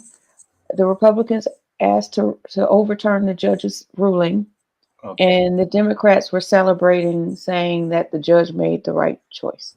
Okay, yeah, In that's kind of important to get it a little bit straight. So thank you. yeah. All right. So let's see. Should we check? I think the chat is having their own sidebar over here. Yeah, Which they were is talking great. a bit about fentanyl precursors, I noticed, and Oh, okay. very, very important to keep in mind for people who don't know about the propaganda that 90% of the world's fentanyl is made in right here. And I would say Not China? they like to blame China, but there's actually a problem, not just of Americans making their own fentanyl. There's a big problem of Canadians shipping fentanyl across to you guys. They say China sends it to Mexico, and then Mexico brings it in. So nobody in the United States. We're all innocent. Yeah, we're the ones poisoning you guys with the fentanyl here. Don't forget about that, okay? Oh, yeah. All right, so that was our domestic. So there's stuff going on in Israel, but we had titled it North American, so I don't know if we want to stick with that. Oh, Jacqueline says she's going to be rewatching this episode. Oh, thanks. We've been a little bit confused. That's very sweet. But hopefully there's some good stuff in here. So hopefully. So I'm wondering what else should we pivot to next here? We're gonna go for like another half hour, or I think I did all my stuff domestically. So maybe we should talk about the Telegram story. Remember that one? Oh yeah. Let's talk about that. Yeah. Before we gotta talk about that. Leave that one out. So if everyone remembers, the Telegram CEO was recently arrested in France. For like sex trafficking and drug trafficking and all kinds. No, I don't know if it was about stuff. The Telegram guy was not letting the government like have access to the private data of the users. So then they arrested him for. But his charges are like. I didn't think the charges were Trump though. I think that was like you might be conflating the Julian Assange charges with this case here. I don't think so. Well, let me see. We can take a look at this article at least, see if they touch on it. But this is an older information liberation website. I haven't checked out in a little while. I used to look at these websites, but lately I've been more kind of just stuck in the Twitterverse and stuff. But there's a whole bunch of just like news sites that you can, if you have a list of them or whatever. Anyway, this is a Telegram to provide governments with users' data in wake of founder's arrest. It's from September 23rd. Telegram announced on Monday that they will hand over users' IP addresses and phone numbers in response to valid legal requests from governments around the world. The move comes in the wake of Telegram founder Pavel Durov getting arrested and criminally charged in France. Durov announced on Telegram that we have adapted our terms of service and privacy policy, ensuring they are consistent across the world. We've made it clear that the IP addresses and phone numbers of those who violate our rules can be disclosed to relevant authorities in response to valid legal requests, Durov added. He framed it as a way bigger? Yeah, sorry. Thank you. He framed it as a way to fight scams and illegal content, but in most European countries, expressing ideas the authorities deem as hateful is illegal. Same thing in Canada. Though Durov used to have open replies, they're now closed, and emoji reactions were limited to only 4 options, all celebrating the decision. So I didn't actually look at this picture here, but Mouse says they needed a backdoor to Telegram. The encryption couldn't be broken. Yeah, and they were really sour about that. And Telegram is I think this Pavel Durov is a Russian oligarch, so it's like it was originally like a Russian. He's a French citizen. Well, I have his Wikipedia. He's also a French citizen. Yeah, he was accused of child abuse, child sex, essay material, and drug trafficking. I haven't delved into that, but I don't really doubt that in the least. So they're cast him as the U.S. Go ahead. Can I just clarify for a second? Yeah. That the claim is that his platform was being used for child essay material and drug trafficking. That's the claim. That the platform didn't do any. Are being used for those. That he wasn't doing enough to to contain it or what have you. Yeah, that's probably true. All right. So go ahead. Go ahead. I just wanted to clarify that. Okay. So this is just the Wikipedia page since I got it called up of this Pavel Durov. It's just kind of useful in case you didn't know that he founded the social network VK in 2006, which quickly became the most popular social network in Russia. And then in 2014, after a conflict with the new owners of the company and pressure from the Russian authorities, Durov resigned as CEO of VK and left Russia for the Caribbean nation of St. Kitts and Nevis.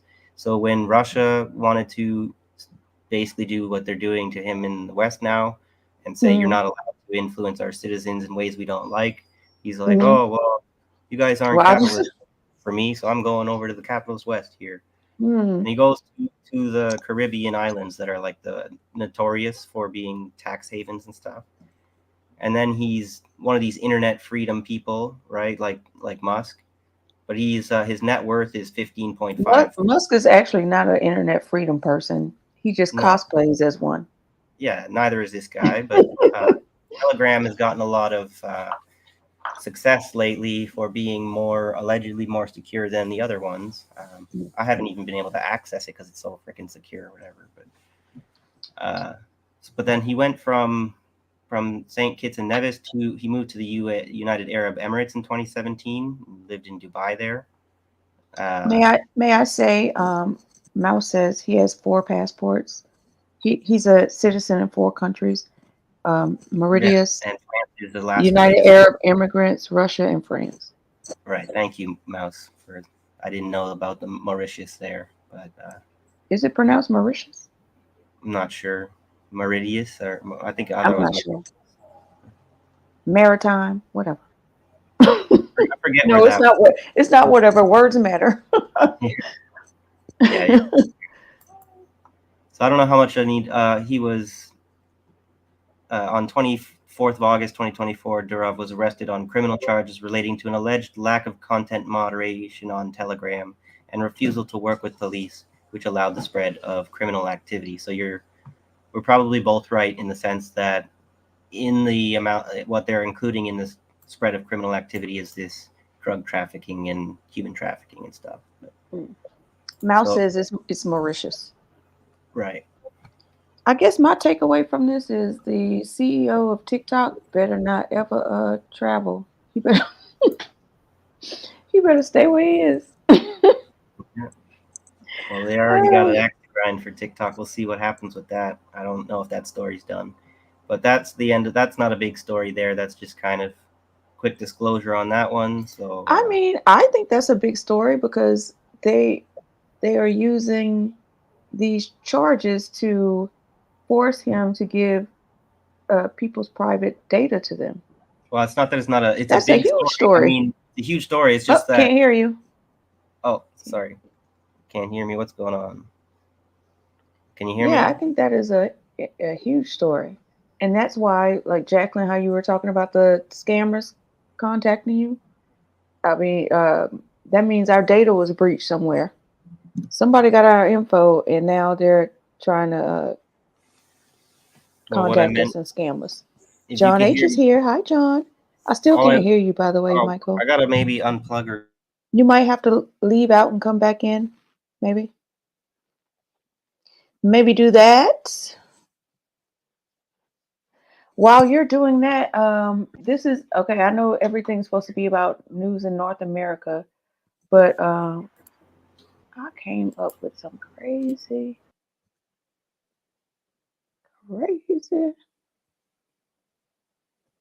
Cobra, you can hear him? So is something wrong with me?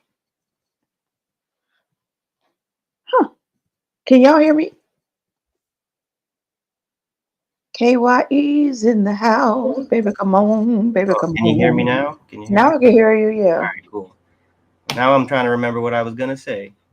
I threw you off your game. No, it was not that it's a big story. It's just that there wasn't in the article there wasn't much to say other than the quick like it's really easy to tell you the gist of the story, even though it's a huge like this details are small, but the details have a huge impact, right?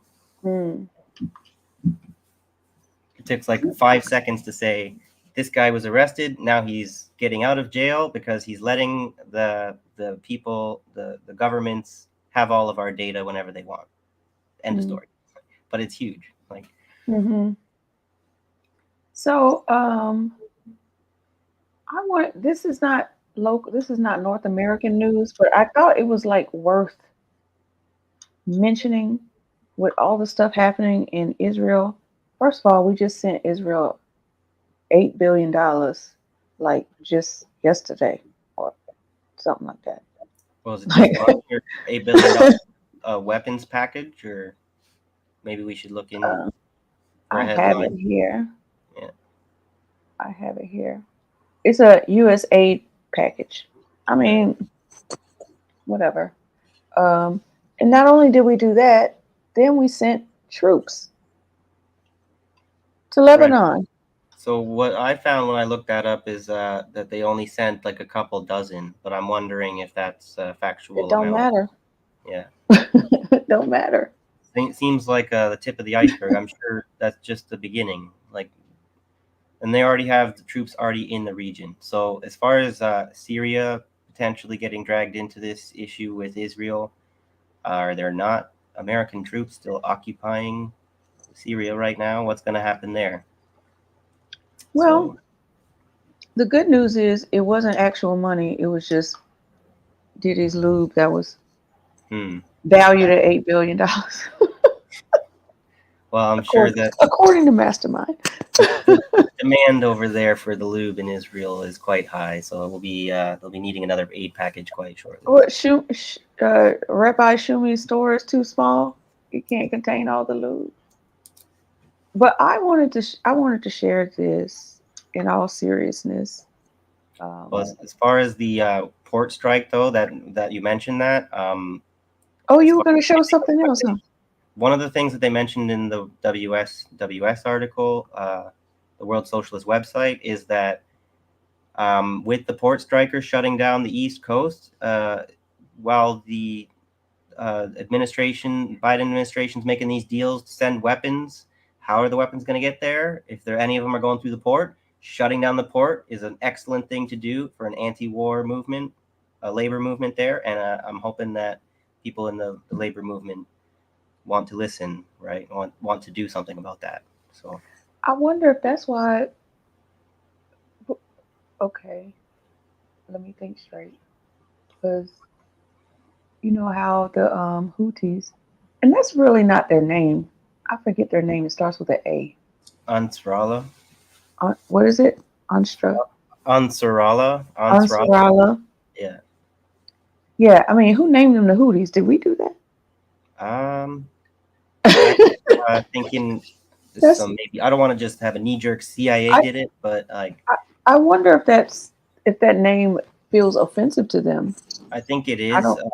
It is like more of a derogatory term applied to them by the like the people in the region, maybe who are their antagonists, like the Saudis, or maybe it does come straight from the Americans. But it sounds like a Arabic type word. So Cobra said yes, it's a slang that we came up with. Right. Yeah. So I need to change my language. It's just, that's not right. I don't want nobody calling me the N-word. I mean, unless they black.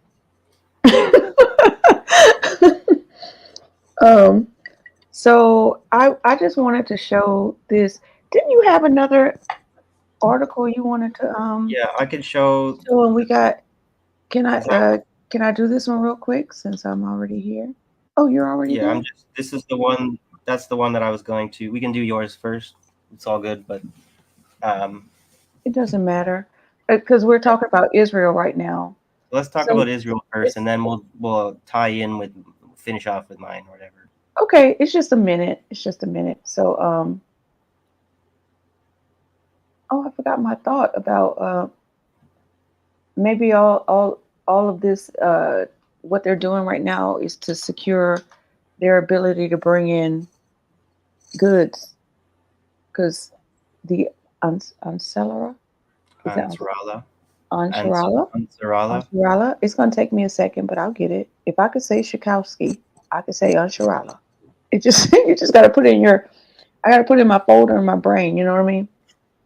Yeah, I got to make sure, see exactly how the spelling is, because yeah, we should check on that. It's Ansarallah. Ansarallah. Okay, thank you, Ansarallah. And I'm probably going to look that up again. Mayo is loot. Mayo. Can I ask you this? You like mayonnaise? Depends. Sometimes, like on a BLT kind of thing. I don't put it on everything.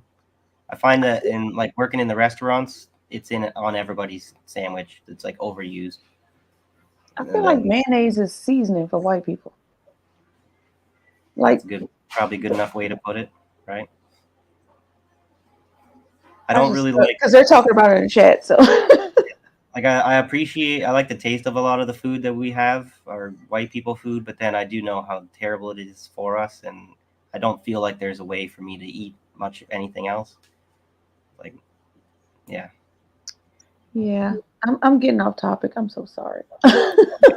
All right, so I just thought this was interesting, and it should be embarrassing for Israel, but I don't think it is. They're actually having tour boats so people could see the destruction in Gaza. So let's check that out. Killed and starved to death.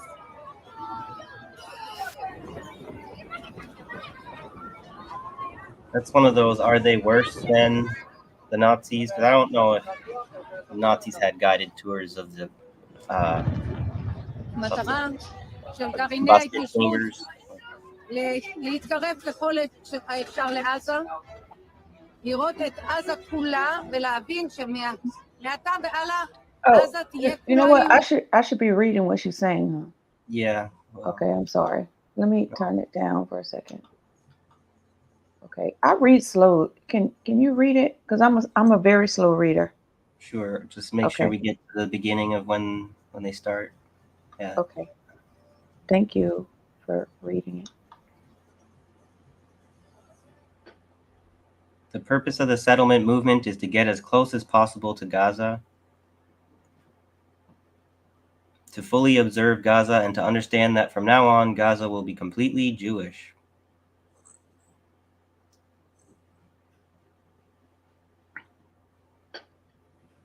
Ain't that something?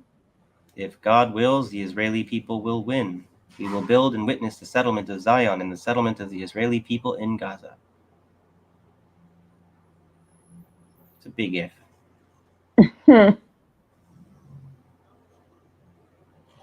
That might be the end.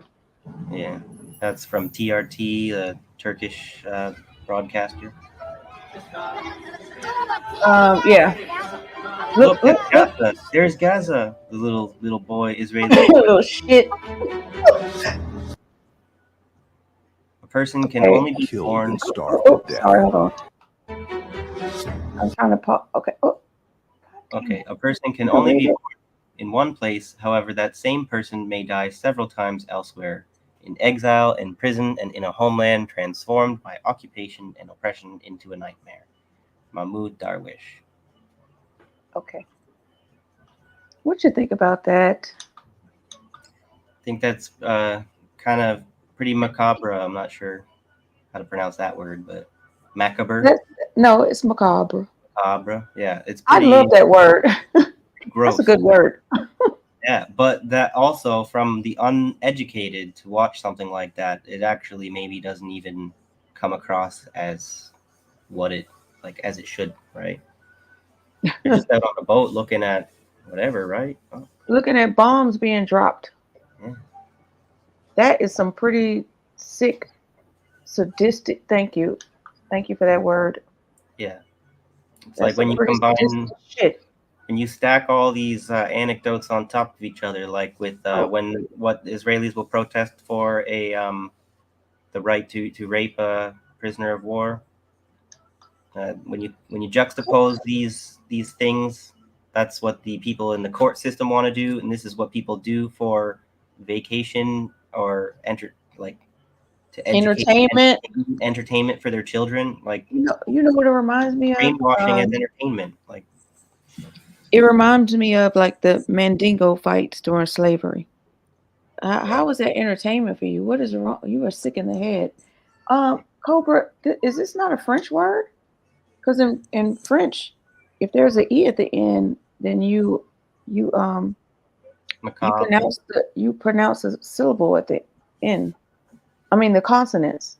Yeah, I thought you're supposed to pronounce the R softly, maybe, but these things change over I don't time know. depending on culture. Have to look it up. But that's as far as to segue into this article. Finally, been teasing Okay. it for, but, I'm just gonna read this one last one because it's funny. Sure, yeah. I have an anti-Zionist friend married to a Zionist. Oh man, these must be rough days at that house. Yeah. Well, stay together for the kids is really tested by that couple there. So. It's like that pop your balloon.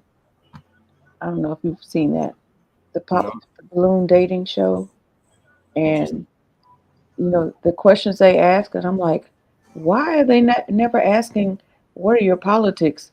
I feel like that's one of the most important questions.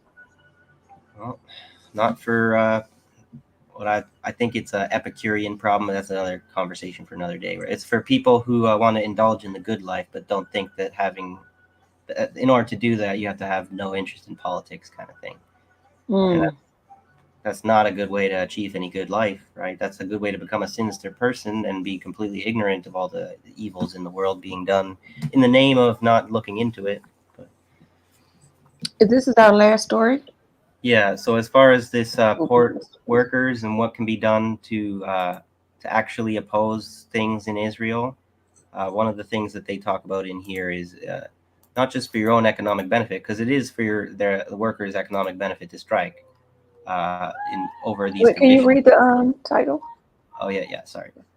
East Coast dock workers unite with Boeing workers to build a movement of the working class. Build rank and file committees to take control out of the hands of ILA bureaucrats. So this is a thing where, if you want to be supportive of the unions, like as the Marxist-Leninists tend to be more supportive of the union bureaucracy in a sense, although they're not uncritical of them in their own way. The Trotskyists are extremely like anti-union leadership, and with a historically corrupt union leadership in the U.S., I feel that there's nothing entirely wrong with this, right? If you don't want them to be so critical of the unions, clean them up. So that being said, I tried to be a part of this, like commenting on this website, and they banned me. So I'm They doing banned something you. right by putting them back out there. So because of my COVID, because of my anti-vaxxer, okay. anti-science nonsense, right? That lots of people disagree with me on. So that's fair, right? We have a lot of cleaning up of the COVID narrative to get to at some point that probably other people should be doing or whatever. Maybe not the person to be leading those conversations, but we'll see. Whatever. So, with the September 30 deadline between the United States Maritime Alliance and the International Longshoremen's Association Union only a few days away, 45,000 dock workers at 36 ports on the East and Gulf Coasts are preparing for a strike to bring corporate America to its knees. There is broad, determined opposition among rank-and-file dock workers to unsafe working conditions, job cuts through automation of the ports, and reckless cost-cutting. Dock workers have immense power. The Atlantic and Gulf ports handle over 100 million tons of cargo every year from Europe, South America, and Asia. Unimpeded operations are critical to the already shaky global supply chains of the major corporations, as well as moving military equipment to U.S. proxy wars in Ukraine and the Middle East. The key Can you question... stop for a second? Yeah. Can you stop for a second? Okay, so this is relating to the other article about the East and the West ports. Yeah. But they're talking about Gulf ports and Atlantic. I forget, the Atlantic is on. Which side is the Atlantic on? The Atlantic's on the west, the East Coast, and The Pacific East Coast, and the Pacific is on the west. Okay, so now that we're talking about the East Coast and the Gulf ports. Yeah. Okay, got it. Okay, I meant to cover this before, but then I should have been more brief with the other. I should be. It's a little hard to cover 3 articles back to back. You're doing just fine, Michael. So the key question which they confront is how to use this power. Establishing lines of communication with workers in other strategic industries, they must build their struggle into a broad counteroffensive by the working class against worsening conditions and automation-driven layoffs. Dock workers will join 33,000 Boeing workers and 5,000 Textron aviation workers on strike after they rejected sellout contracts. 100,000 railroaders are fighting against even deeper concessions than what were imposed 2 years ago by Congress and the White House. Auto workers, UPS, and postal workers and others are fighting against mass layoffs. A class movement requires workers to take control out of the hands of the union bureaucracy. ILA President Harold Daggett is threatening to strike by October 1st and the cancellation of formal talks over automation at the port of Mobile. But this is hot air. He is using the same playbook which the bureaucrats in the International Association of Machinists used to try to push a deal on Boeing workers in mid-September. The IAM, after setting a strike deadline, said that they remained far apart with Boeing management less than 2 days before they announced a deal which met none of the workers' demands. They had lied to workers. In reality, they had a deal all along. This is the recurring theme all across like the union management in the UAW and all that. So as far as now we have an actual moment to actually, like you can suffocate the wars just through the like cutting off the supply chains, right? Like we're asking them to stop funding the weapons transfers, and Israel can't fight the war on their own. So if the working class, no, they cannot. If the working class stood up and said, "We're not letting you guys complete this war," we can actually stop it, and that's why the union leadership is so important to the capitalist class to have them work against our interests, and it's so important for us not to be naive and trust them because they say the right words in the right kind of labor language, and then they sell us out. So Boeing workers rebelled against the attempt to blindside them and defeated the contract by 95%. After forcing a strike, many took the next step and formed the Boeing Workers Rank and File Committee to enforce democratic control over their struggle and link up with the broader working class for support. Now, I'm sure we maybe want to try and develop some kind of critiques of these rank and file committees and some like constructive critiques in order to ensure that they have like a viable power moving forward. Because if one thing can be corrupted, another thing can, and you don't want to be tearing down the union leadership only to have a like from the pan into the fire, where the corruption moves into the rank and file committee. So people should talk about that concept maybe in their spare time. So the International Workers Alliance of Rank and File Committees, the Boeing workers, I think that's a typo, through the International Workers Alliance of Rank and File Committees, the Boeing workers are establishing contact with workers across the world who are also fighting against siloed officials in the union bureaucracies. East Coast dock workers must follow the Boeing workers' example and form a dock workers rank and file committee of their own. They must be prepared to leverage the power of the working class against sellout maneuvering by the ILA bureaucracy. So this is the Trotskyists always trying to give their advice, and a lot of people don't trust them, won't listen to them. And so we'll see if the East Coast dock workers choose not to do this, and if there is a consequence, because there might be some objective benefit to this analysis of these rank and file committees, of their value. So, rank and file revolt is nothing new in the over 180-year history of the struggle. Longshoremen in the U.S. Between 1945 and 1954, workers rebelled against the corrupt administration of ILA President Joseph Ryan, the favorite labor leader of the shipping bosses, the New York Democratic Party, and the Mafia. Subsequent ILA administrations, first under William Bradley, then Teddy Gleason, and on through the decades, have played critical roles in implementing containerization and other technologies used to destroy jobs. I'm sure that there's some nuance there, like these technologies have brought benefits to the industry in a sense. Like that's always the problem with automation, is that in the greater sense, without the capitalist influence, we do want these technologies to make life easier for workers and to reduce the danger associated with jobs. Like the more automated that something is, the more that the machine can suffer the consequence of the danger as opposed to the laborer. The problem with getting too tempted by this switch for these good, whatever positive sounding reasons, is if you're not addressing capitalism, you're going to shoot yourself in the foot with that. So I'm just trying to figure out what's going to happen when they start automating. It's going to happen. Yeah. I mean, they already have self-driving cars. They already have fast food places that there's no workers there. They already have these things. It's just a matter of time before it all gets expanded. And then what are we gonna do? What are we supposed to do?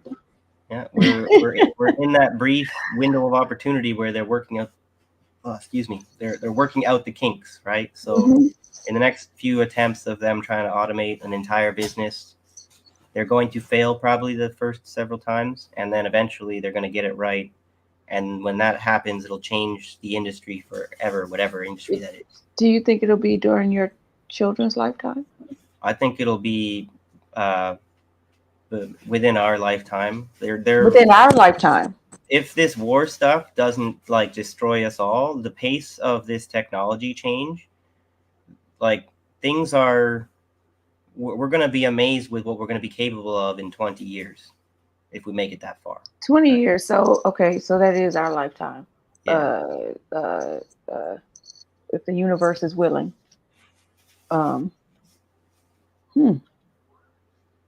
Well, I hate to see it. Comment here. I was just about to pull it up. Okay, go ahead, read it. The problem is the de-skilling of labor. The union workers will continue the path they are on because they have no alternative solution. Bourgeoisie are de-skilling labor because unskilled workers have no power. which I can certainly attest to because that's certainly what happened with me in my own industry. I've been made to be completely irrelevant because it doesn't make sense for them to have a skilled worker because then you have to pay them more. So they want to give me skills, but then not actually acknowledge that those are actually skills. You sound like Veronica, Hmm. if you know who that is. No, from She what? she makes all these videos about how they try to bamboozle her at work, and she's like, nope, not falling for it. I think I played a few of her videos on here. Okay. Did you create your GoFundMe yet, Oh no, no, I'm a Michael? slacker on that stuff. I haven't even thought about that for a while. I don't. What I'm was thinking is that I would rather have like legal aid if anyone could get me in touch with a labor lawyer. One thing I forgot to mention, I also asked if they could provide for me in writing what I would have to do in order to earn a raise over whatever specific period of time. And then the week after I asked that for a couple weeks in a row. And then the next week I came in, they because that's the constructive dismissal of putting me on one shift a week only on dishwashing. And then in order for me to figure out what to do to get out of that situation, I asked clearly, unambiguously, provide for me in writing what I can do to earn a raise uh, over time. I'm willing to work for minimum wage, but you give me an actual like actually Like put a in pay words, scale? like give me some kind of route out of poverty. Okay. And their response was to take the constructive dismissal and to turn it into an unjust dismissal by telling me that they overhired when they did not. They got rid of a couple employees. They fired a dishwasher because he was an incompetent worker, not showing up for shifts. Another employer left because he was, or employee left because he was going back to school. And then they hired on the co-op student so that they could fire me. Okay, the one with 10 years of experience, they want to hire on the new girl from high school because she's afraid to stick her neck out. But I was the skilled worker who's not valuable because I am having some socialist kind of talking points in the workplace. And you know what else is interesting about that, Michael, is that we as the consumer, we are noticing the the effect of these unskilled workers that they are employing just so they don't have to pay you, and it's really giving me anxiety to have these people. They can't count money back to you. They they're really not like, they're not good service workers. Right. And I'm like, I'm spending all this money to enjoy myself at a restaurant and have someone, like, And you got people being rude to be you. nice. And they're like, they don't know how to do the job right. Like Yeah. the Because no one's getting trained waiters, anymore. They don't think they right? have to actually do that. It's like there's certain things that like the capitalists are expected to do because it is their responsibility. We always say that they don't actually do any work, but there is They, a certain they do amount of work. labor that the boss is actually obligated to do by law. Okay, they're supposed to pay for the equipment.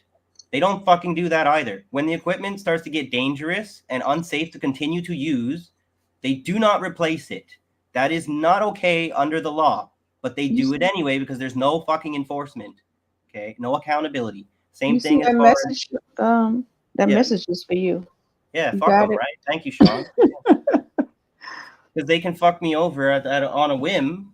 And what pisses me off the most is the workers at play here, the fellow workers of mine that I'm trying to have solidarity with, who would rather compete with me and take the hours that appear when they get rid of me instead of recognize that there's actually value to listening to what I have to say and working with me instead of treating me like a fucking lunatic for being very open about the problems that I do have with mental issues, right? Like the more you're open about it, the more they have the reason to just treat you like you're not valuable.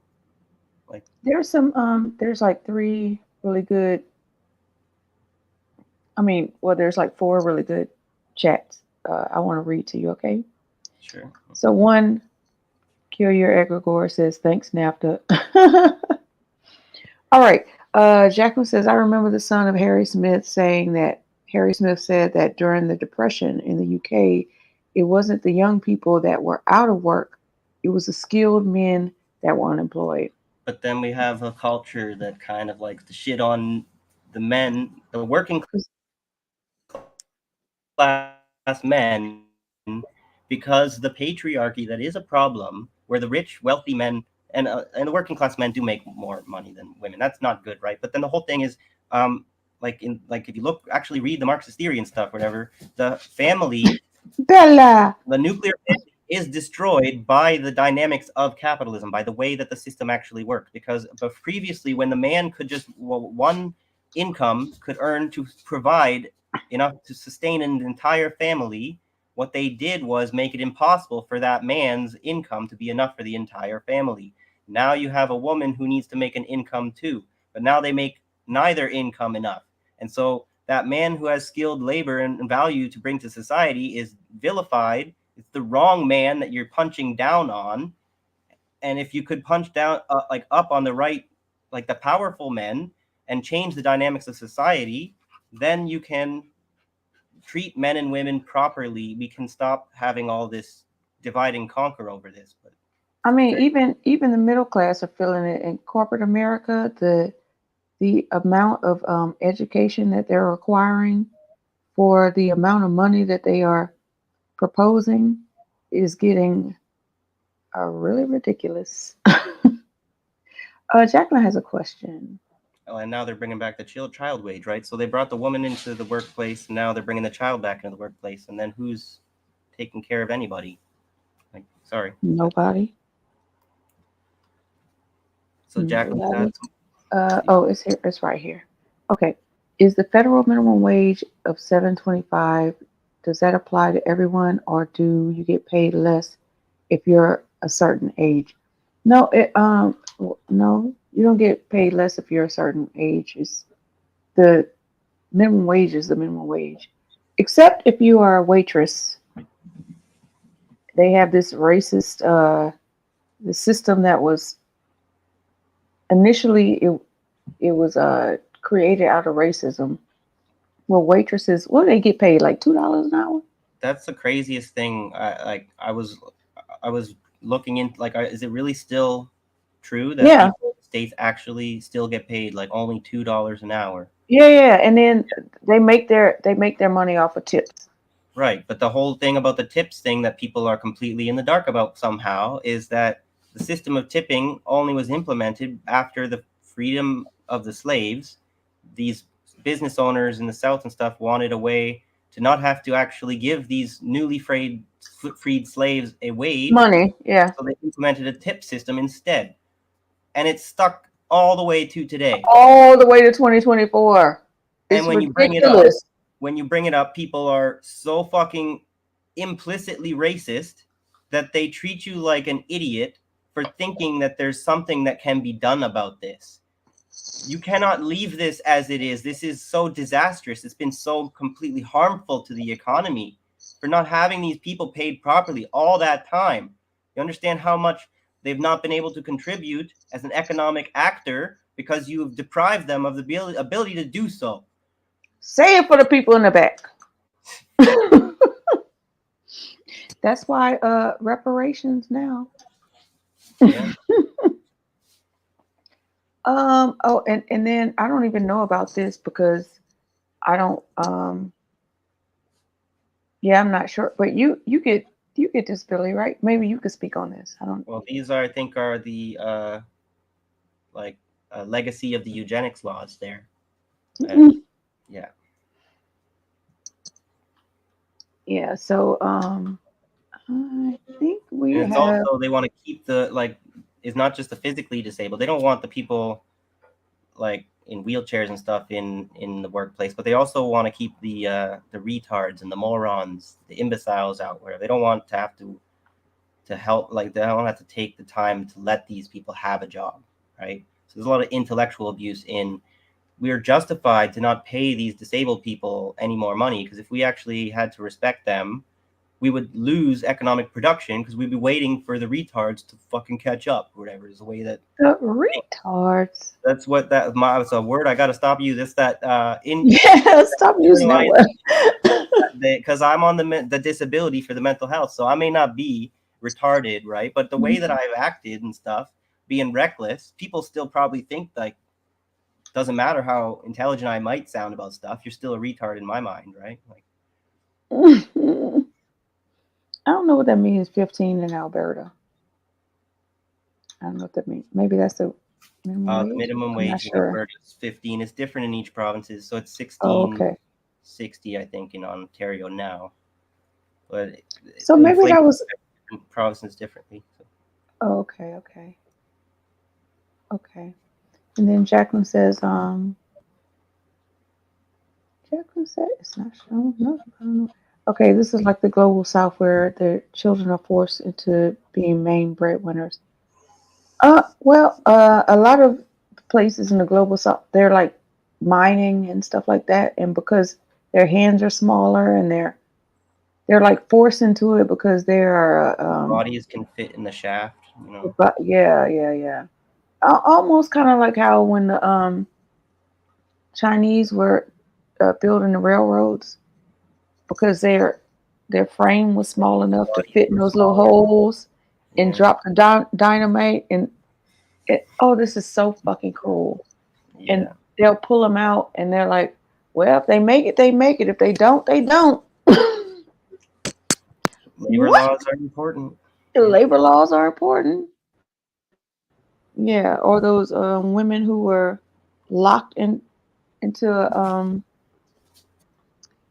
they were locked into a warehouse. I think they were sewing or something or whatever.